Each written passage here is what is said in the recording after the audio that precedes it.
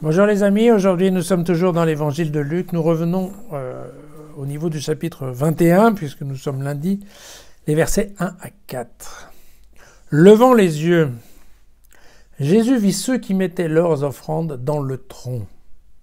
C'étaient des riches. Il vit aussi une veuve misérable qui mettait 2 petites pièces. Et il dit vraiment, je vous le déclare, cette veuve pauvre a mis plus que tous les autres. Car tous ceux-là ont pris sur leur superflu pour mettre dans les offrandes, mais elle a pris sur sa misère pour mettre tout ce qu'elle avait pour vivre. Voilà. Alors c'est un passage que Luc a repris de Marc, probablement. Ils sont les deux seuls à en parler. Pour montrer en fait à quel point une pauvre veuve peut se montrer beaucoup plus méritante en fait qu'un certain nombre de bons bourgeois. Voilà. Tout simplement, il y a une question ici de rétribution et d'égalité par rapport à l'argent et par rapport à l'évaluation que va faire Dieu de notre cœur en fait. C'est un peu ça l'idée. Voilà. Bien sûr, on trouve sympathique l'histoire, bien je dirais, de l'honnête intention des petites choses. Voilà. Mais par contre, il ne faut quand même pas se leurrer. C'est pas les petites piécettes des pauvres veuves qui vont permettre à la communauté, que ce soit chrétienne d'aujourd'hui ou juive d'hier, de subvenir à ses moyens. Donc il faut quand même qu'il y ait une juste répartition des choses et que les gens riches puissent donner plus et que les gens moins puissent donner ce qu'elles peuvent en fait. Voilà. C'est une scène qui est rigolote parce qu'on s'imagine bien. Bon, vous voyez là, a priori, Jésus doit être accroupi ou assis par terre avec ses disciples dans une cour. Et puis en fait, il voit passer les gens, ils sont en face d'un tronc, quoi. Et il voit passer les gens qui distribuent dans le tronc parce qu'en fait, il y avait plusieurs troncs. Parce qu'il y avait les troncs pour les sacrifices, les troncs pour l'entretien. Vous voyez, c'était déjà un petit peu différent. Et donc en fait, voilà, il voit passer les gens et je me doute bien, on voit ça comme dans un film. Hein. Les types sont au ras du sol, ils lèvent la tête pour voir qui passe et puis quelque part, ils écoutent combien de pièces il y a qui tombent dans le tronc. Hein. C'est presque naturel. C'est une bonne façon d'occuper le temps. Et donc bien entendu, il est certain que les disciples de Jésus devaient être admiratifs du fait qu'il y a un certain nombre de bons hommes. En effet, le nombre de pièces qui tombaient était vraiment considérable, et donc tout le monde se fait se dire.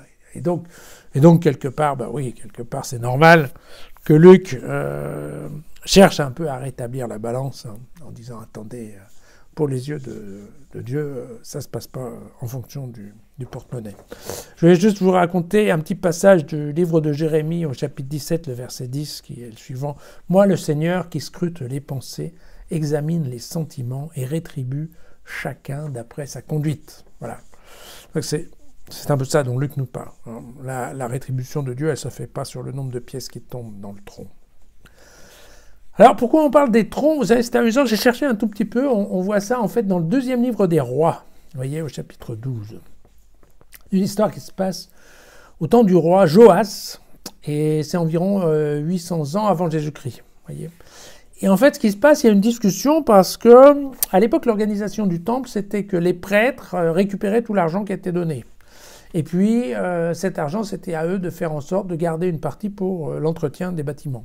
Et il s'avère qu'en fait, l'entretien des bâtiments n'est pas fait, comme par hasard. Bizarre, il n'y a pas assez d'argent, vous voyez. Une fois que les prêtres ont pris ce dont ils avaient besoin, il ne restait rien pour la construction. Et donc, il y a une évolution qui est faite sous l'impulsion de ce roi, qui est de dire, non, en fait, on va faire comme ça, l'argent qui est des sacrifices, ça, on va le donner uniquement aux prêtres. D'accord ? Et là, déjà, il y a 2 types de sacrifices, parce que vous savez, il y a les sacrifices de la semaine et les sacrifices exceptionnels. C'est pas les mêmes choses, donc voilà.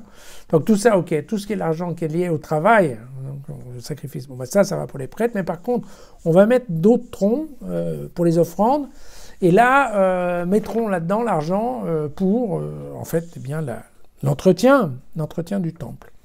Et donc, bon, après, il faut pas oublier que donc, tout ça, ça a évolué. Il y a l'histoire du temple. Hein. Le temple en moins 800, c'est pas le même que le temple en plus 70. Mais quand il était bien développé, en effet, le temple, du temps de Jésus, il y avait le trésor qui était gardé dans une pièce séparée du reste du temple. Et le trésor était contigu, en fait, avec l'esplanade des femmes, vous voyez. Et donc il n'est pas du tout certain, par contre, que les riches bourgeois passaient sur l'esplanade des femmes pour mettre l'argent dans le tronc. Mais bon, moi, j'ai pas de détails plus que ça sur la question. Ce qui est vrai, et je vous cite cette partie-là du livre des rois, c'est ainsi. Le prêtre Yehoyada prit un tronc, perça un trou dans le couvercle et le plaça à côté de l'autel, sur la droite. Les prêtres gardiens du seuil, donc dans le temple, on ne rentre pas, hein, donc les gens portent les offrandes à l'entrée, à la porte. Ensuite, il y avait des prêtres qui amenaient effectivement l'argent à l'intérieur du temple. Et donc, les prêtres gardiens du seuil, ils déposaient tout l'argent qu'on apportait à la maison du Seigneur. Puis quand les troncs étaient pleins, on comptait l'argent et on donnait ces sommes aux entrepreneurs des travaux qui les utilisaient pour réparer la maison du Seigneur. Voilà. Donc vous voyez, cette histoire de tronc, bon, fait partie des grandes préoccupations du monde religieux juif.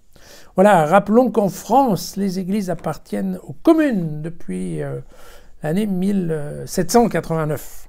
D'accord ? Et que donc ce sont les communes qui s'occupent de leur entretien. Au cas, moi je dis ça au cas où vous auriez des doutes. Voilà. Allez, à demain.